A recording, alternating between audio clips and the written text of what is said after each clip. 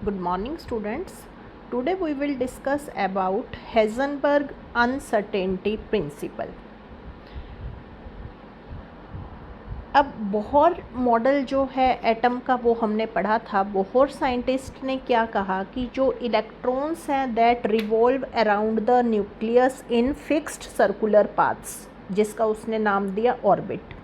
ठीक है, तो इसका मतलब हम पाथ को एग्जैक्टली डिफाइन कर सकते हैं अगर वो फिक्स सर्कुलर पाथ में कर रहे हैं। लेकिन हेज़नबर्ग के कंसेप्ट के आने के बाद ये जो बोहर मॉडल है ये फेल हो गया, क्योंकि बोहर मॉडल ने जब फिक्स सर्कुलर पाथ की बात कही तो इट मीन्स हम उसकी इलेक्ट्रॉन की पोजीशन है, वेलोसिटी है, एनर्जी है, वो हम एग्जैक्टली फाइंड आउट कर सकते हैं सेम टाइम पे। ठीक है, लेकिन हेज़नबर्ग ने क्या कहा? हेज़नबर्ग ने ये कहा कि it is impossible to determine simultaneously, यानी एक साथ क्या क्या, position and momentum of a microscopic particle like electron with absolute accuracy.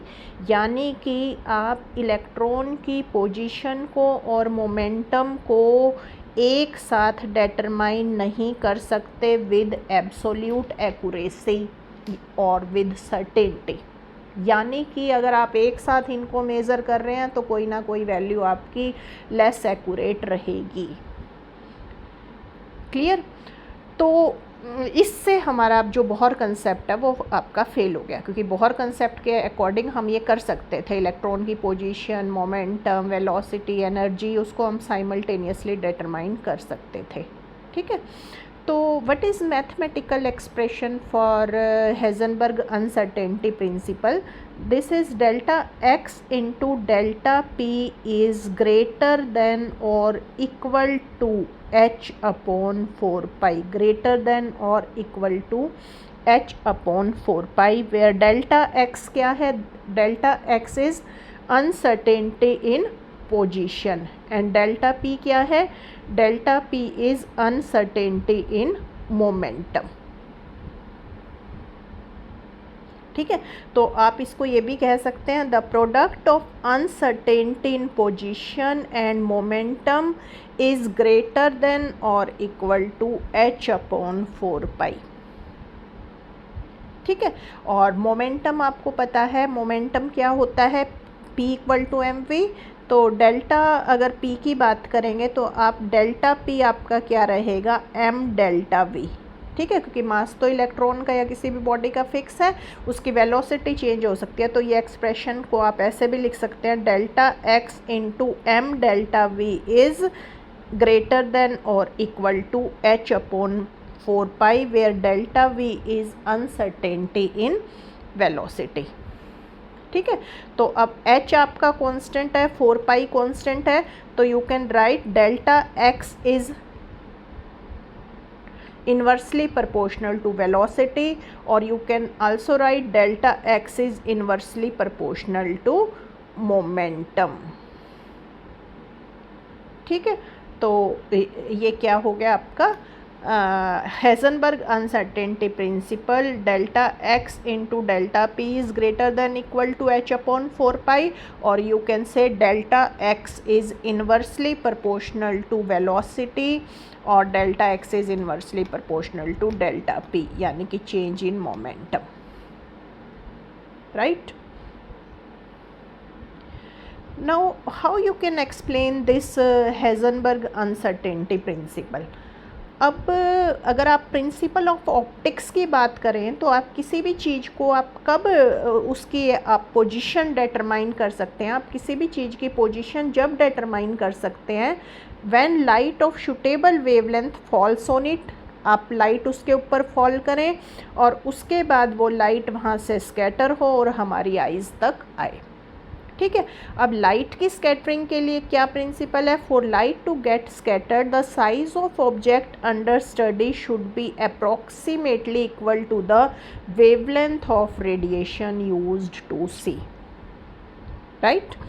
तो सपोज़ हम एक इलेक्ट्रॉन की बात कर रहे हैं और उस इलेक्ट्रॉन पे हमने जो है रेडिएशन फॉल की है, हमने ये इलेक्ट्रॉन है और हमने उस पर ये लाइट फॉल की, इंसिडेंट फोटोन है ये हमारा। तो जब हम इसके ऊपर लाइट फॉल कर रहे हैं तो ये ओरिजिनल पाथ था इलेक्ट्रॉन का और हम एक्सपेक्ट करते हैं कि ये यही पाथ फॉलो करेगा, but it acquires new path. तो हमने ये पोजीशन डिटरमाइन करनी है जब हम इसके इलेक्ट्रॉन के ऊपर लाइट फॉल कर रहे हैं, रेडिएशन फॉल कर रहे हैं। तो सपोज़ करो वो जो रेडिएशन फॉल की है उसकी वेवलेंथ जो है स्मॉल है। तो जब उसकी वेवलेंथ स्मॉल है तो at that time position can be determined accurately, but momentum at that time is disturbed. क्यों? Because radiations have high energy. आपको पता है energy is inversely proportional to wavelength, hc/λ ये पढ़ा हुआ है। तो एनर्जी और वेवलेंथ जो है इन्वर्सली प्रोपोर्शनल है। जब आप स्मॉल वेवलेंथ की लाइट यूज़ कर रहे हो तो उस रेडिएशन की एनर्जी बहुत ज़्यादा हो जाएगी, और एनर्जी ज़्यादा हो जाएगी तो momentum at that time is disturbed. You can only calculate its position accurately.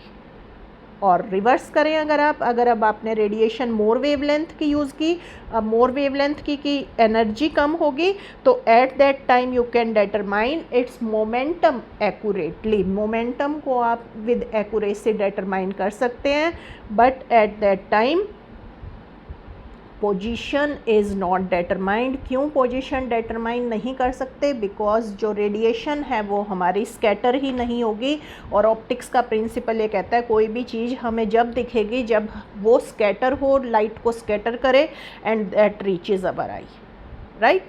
तो दो होगी यहाँ पे आपके बातें कि अगर आप स्मॉल वेवलेंथ की यूज़ कर रहे हैं, स्मॉल वेवलेंथ की यूज़ करेंगे तो आप पोजीशन को एक्यूरेटली डिटरमाइन कर सकते हैं, मोमेंटम को नहीं कर सकते।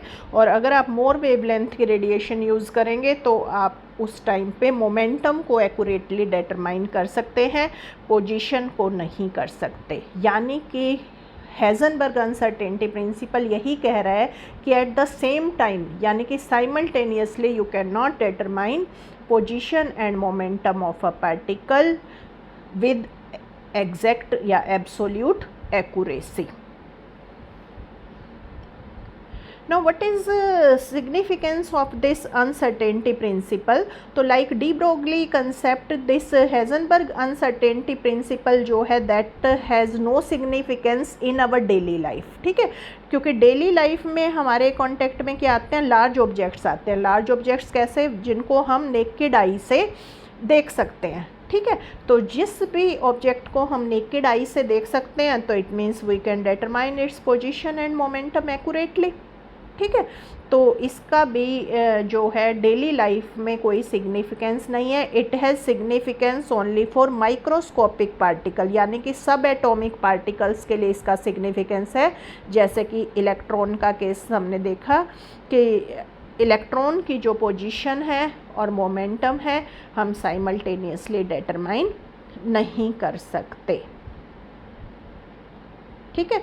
तो Heisenberg uncertainty principle has no significance in our daily life.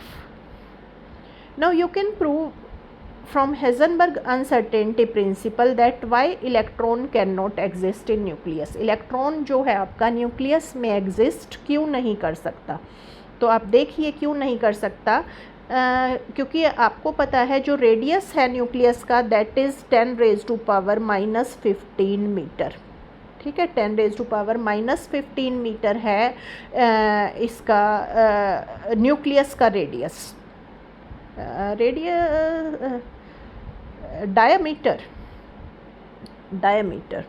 diameter of nucleus is 10⁻⁻15 metre.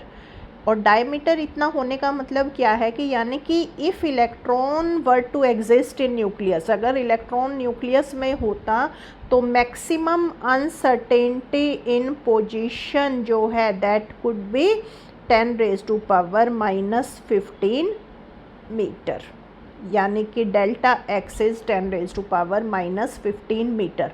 और मास हमें पता है इलेक्ट्रॉन का 9.1 × 10⁻31 ठीक है, तो डेल्टा वी हम कैलकुलेट करेंगे, एच हमें पता है उसकी value 6.6 into 10⁻⁻34 divided by 4 pi. तो जब हम इससे डेल्टा वी की वैल्यू कैलकुलेट करते हैं अनसर्टेनिटी इन वेलोसिटी की, तो that comes out to be 5.77 into 10⁻10 metre per second.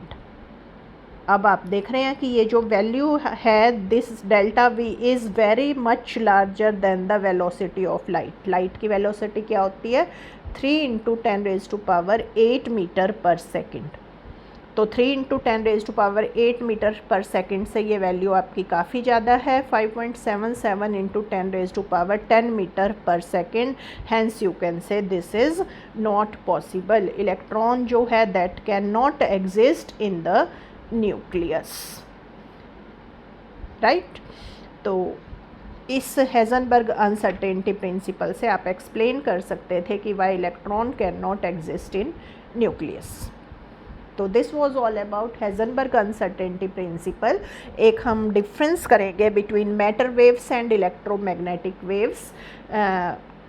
क्या डिफरेंस होता है मैटर वेव्स और इलेक्ट्रोमैग्नेटिक वेव्स में? तो this electromagnetic waves, this is matter waves. और जिन पॉइंट्स से हम कंपैरिजन कर रहे हैं, first is field associated.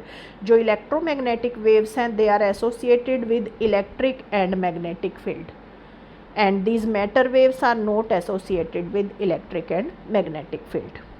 Then electromagnetic wave can easily travel through vacuum, यानी कि they do not require any medium for their propagation.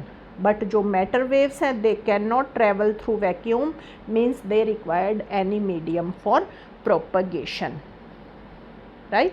Then जो इलेक्ट्रोमैग्नेटिक वेव्स हैं they leave the source.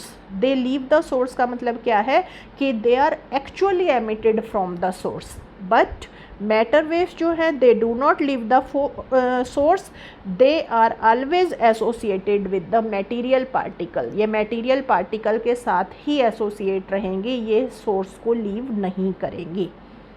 Then जो इलेक्ट्रोमैग्नेटिक वेव्स हैं उनकी जो speed है that is equal to speed of light, 3 into 10⁸ metre per second उसके equivalent होती है। बट मैटर वेव्स की जो स्पीड है that is comparatively less than the speed of light.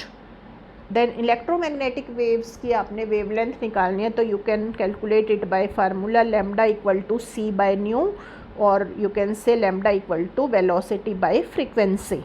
और अगर इसकी निकालनी है तो lambda equal to h by mv, और you can say h by p, de Broglie equation से आप इसको कैलकुलेट करेंगे, ठीक है। और अगर अब इनके एग्जाम्पल की बात करें तो radio waves and UV light that are examples of electromagnetic waves, and electron beam subatomic particles की जो वेव एसोसिएटेड रहती है उनके साथ, that is matter wave. So this is how you can distinguish between electromagnetic wave and matter wave, right? So this was all about today's topic. Thanks for watching the video. Thank you.